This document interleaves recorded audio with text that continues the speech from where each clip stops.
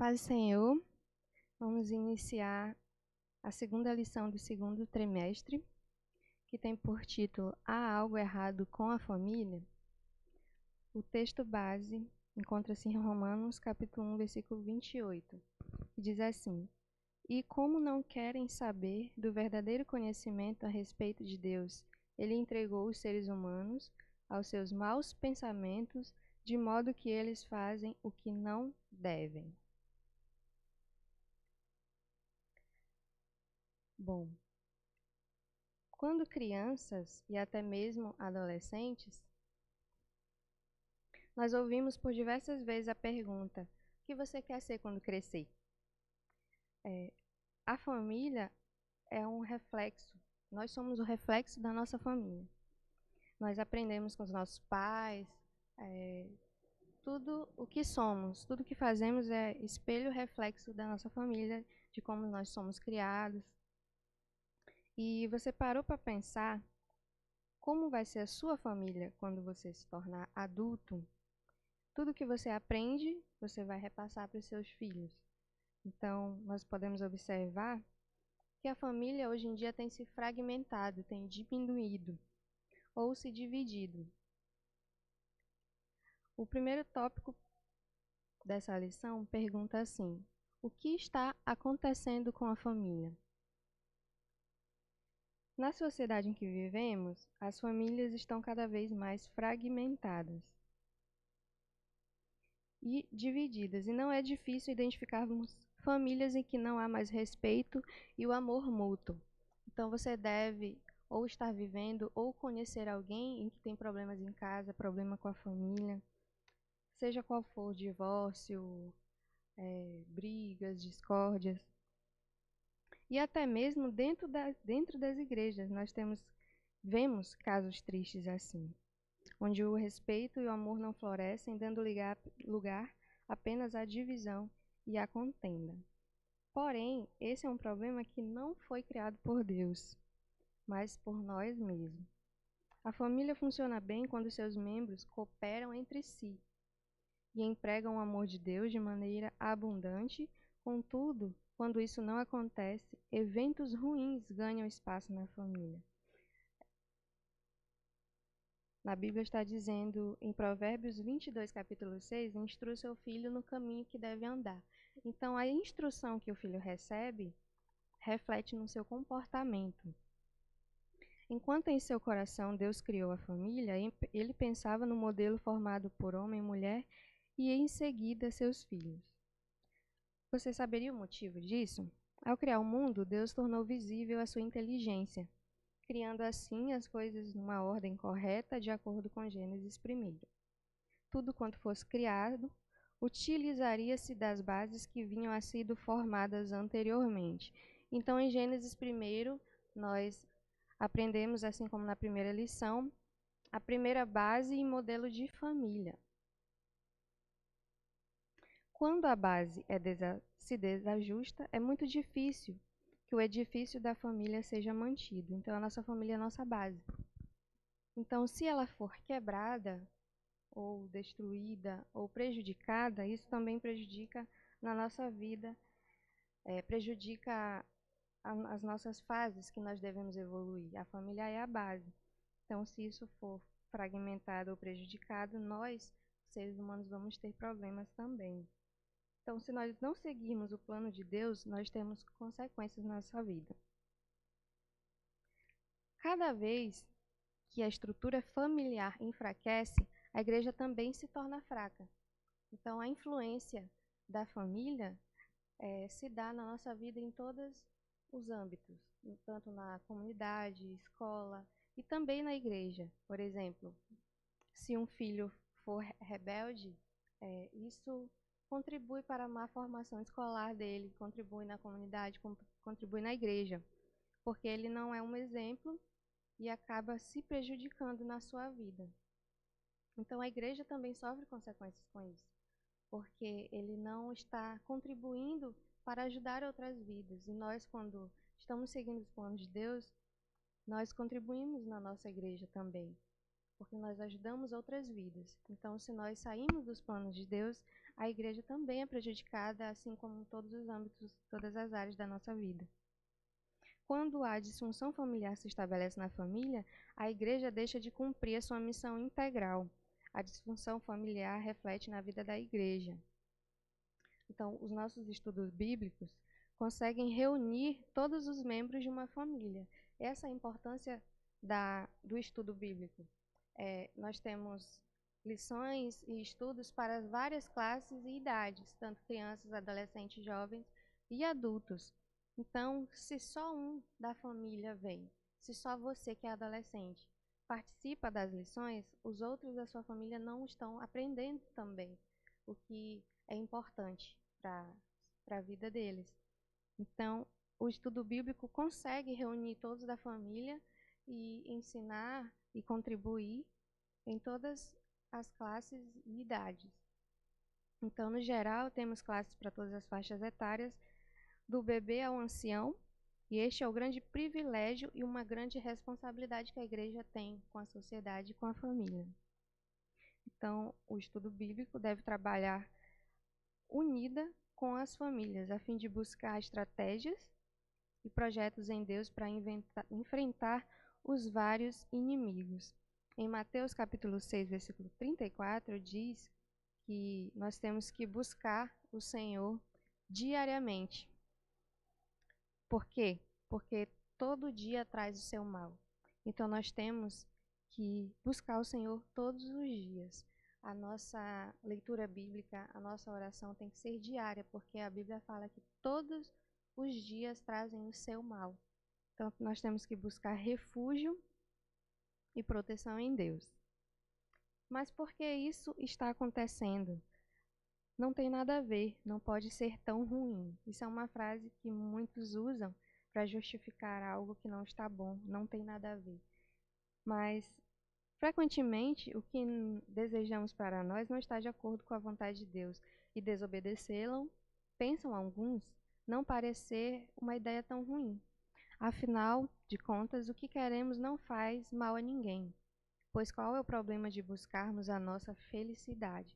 Então, alguns pensam que não fazendo mal ao próximo, fazendo só a ele, não tem problema.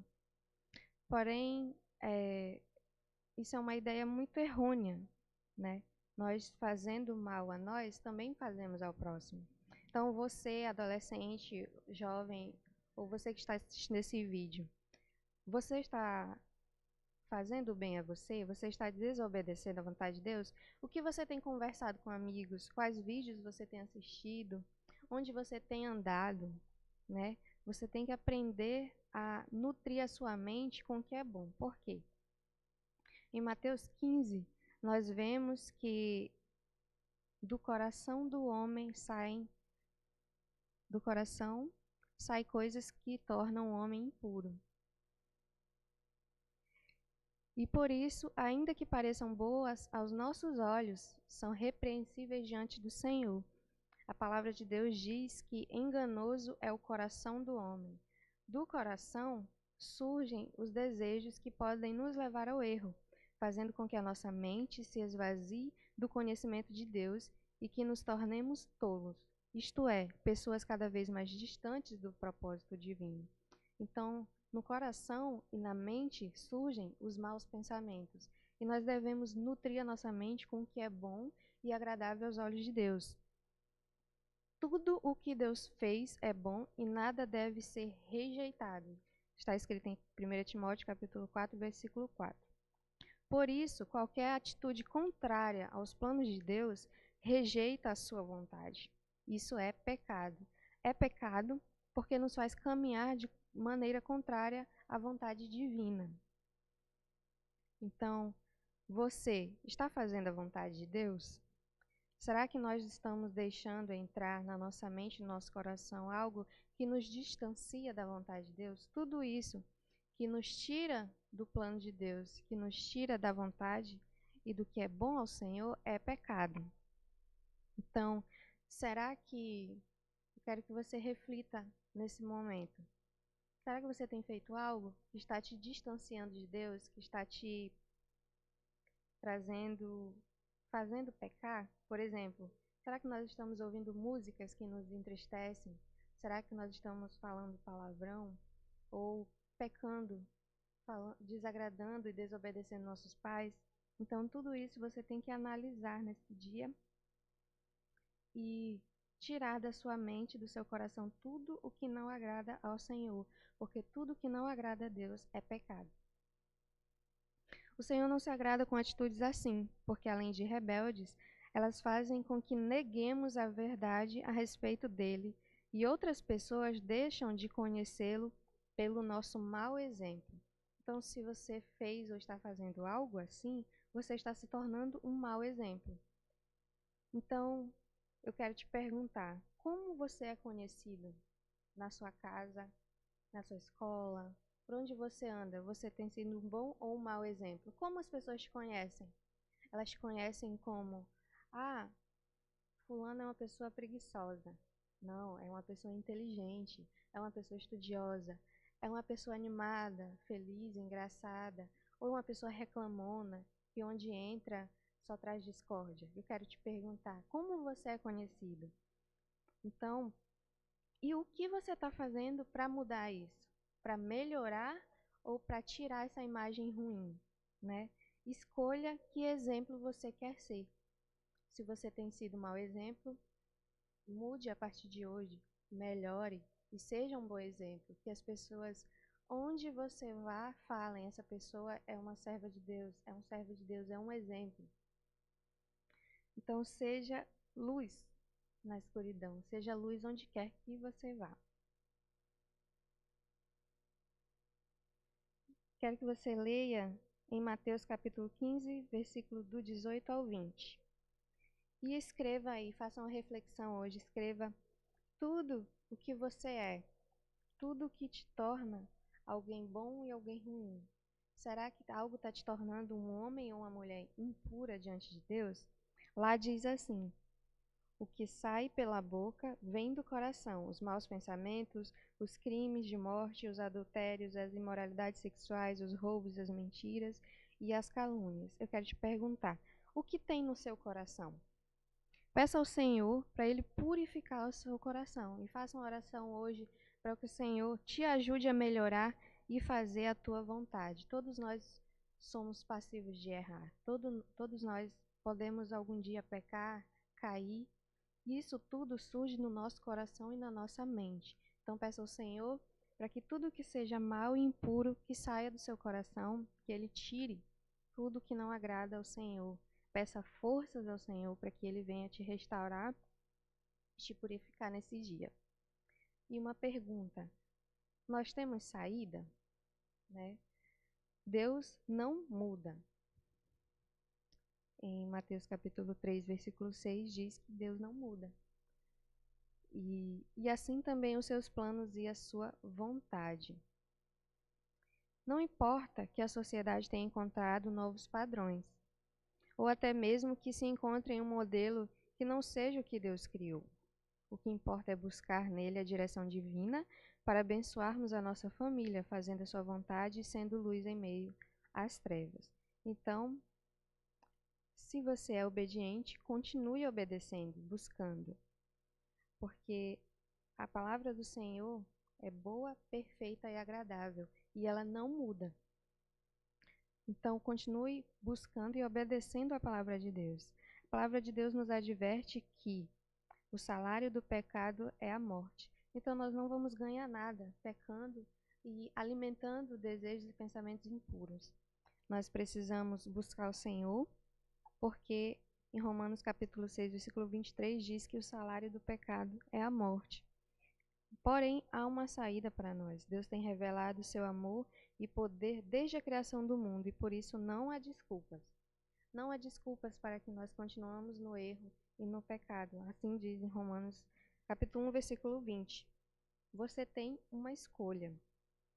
E a direção do Espírito Santo é a principal fonte do comportamento do cristão. O Espírito Santo nos atrai para a consciência do amor de Deus e nos torna conscientes do nosso pecado. Em Romanos capítulo 8, 29 está escrito isso. Então, qual é a nossa saída? Nós temos que buscar e pedir a Deus e pedir ao Senhor o Espírito Santo. Ele é o nosso mediador, ele é o nosso consolador, e através dele é que nós vamos conseguir vencer. Então, busque o Espírito Santo como saída e como solução para a sua vida.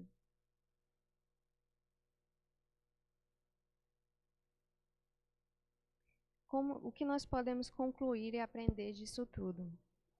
Deus conta com homens e mulheres como você e eu, que optando por fazer a diferença nessa geração, juntamente com as nossas famílias, vivam a mensagem da salvação. Então, o título da lição de hoje foi: há algo de errado com a família? O que tem de errado com a família? É que cada integrante, se algum deles sair do plano divino e nutrir pensamentos ruins e alimentar desejos e pecar no seu coração e também com atitudes, é isso que tira a família do centro da vontade do Senhor.